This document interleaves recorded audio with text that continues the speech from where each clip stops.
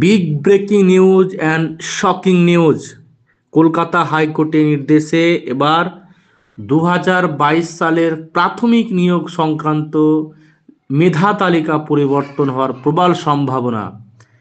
2022 সালের যে নিয়োগ হয়েছে রিক্রুটমেন্ট 2022, সেখানে যে 11,000 প্লাস বা প্রায় 11,500 মতো নিয়োগ হয়েছিল, সেটা সুপ্রিম কোর্টের নির্দেশে হয়েছিল।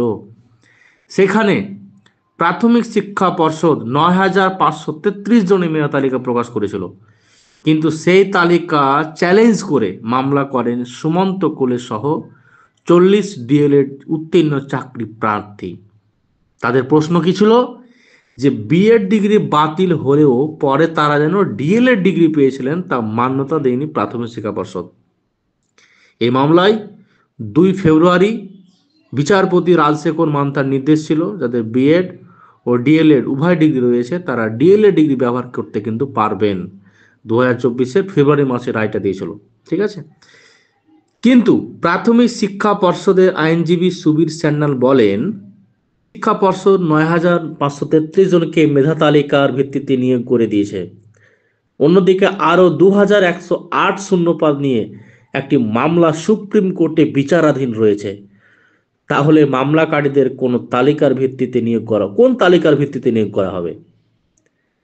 এই যুক্তি শোনার পর বিচারপতি নির্দেশ, 40 ডিএলএড উত্তীর্ণের স্থান নম্বরের ভিত্তিতে তালিকায় কোথায় হবে তা বুধবারের মধ্যে জানাতে হবে পর্ষদকে।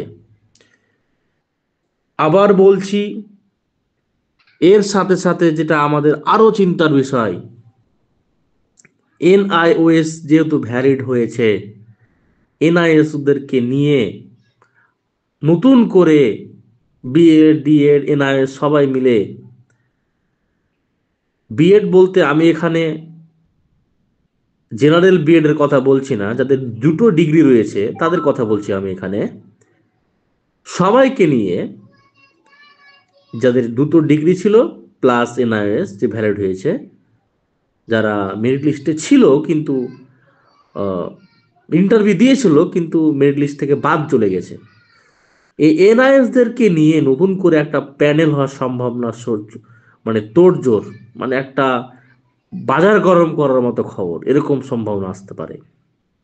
যদি এটা হয় তাহলে টেট 2022-এর ভবিষ্যৎ আলকাতরার থেকেও কালো হয়ে যাবে।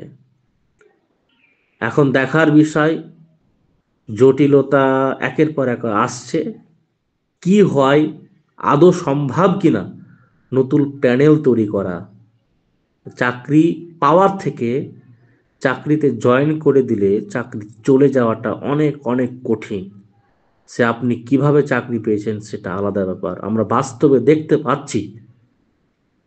সে বাস্তবের ভিত্তিতেই বলছি, চাকরি জয়েন করলে চাকরি আবার চলে যাওয়া অনেক অনেক কঠিন হয়ে যায়। তাই নতুন করে প্যানেল কতটা বাস্তব ভিত্তি হবে, কতটা কার্যকরী হবে এনআইএস 2টো ডিগ্রি সবাইকে নিয়ে, সেটা কিন্তু ধোঁয়াশা রয়েছে এবং একটা দীর্ঘ প্রক্রিয়া। এই ব্যাপারে টিচিং রিলেটেড কোনো সঠিক আপডেট পেতে দ্য সিওর সাকসেস ইউটিউব চ্যানেলটা সাবস্ক্রাইব করে পাশে থাকবে। Thanks for watching this video. Keep watching, keep learning, take care and bye. Jai Hind.